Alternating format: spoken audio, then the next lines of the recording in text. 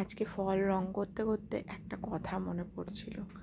একদিন আমার বাবা আমাদেরই এক রিলেটিভের কাছে গল্প করছিলেন, আমার সুষমা আমার মনের কোনো আশাই অপূর্ণ রাখেনি, সবই পূর্ণ করেছে।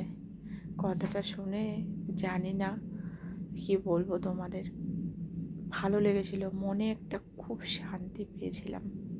তবে চেয়েছিলাম আরও অনেক কিছু করতে, কিন্তু বাবা আমাদের মাঝে আর নেই। কিন্তু বাবা আমার অন্তরে সব সময় আছেন, আর আমার সব সময় মনে পড়ে কি বলবো, মানে আর বাবা যেহেতু ব্যবসাটা করতো, সেটাই যেহেতু করি, আর মনে পড়বে কি বলো, সব সময় তো মনের মধ্যেই রয়েছে, খুবই মনে পড়ে। এই রাত হলে তো আরও মনে পড়ে। বাবা জিজ্ঞেস করতেন, কি খেয়েছিস, কটা রুটি খেয়েছিস, পেট ভরেছে কি না, কী দিয়ে খেয়েছিস।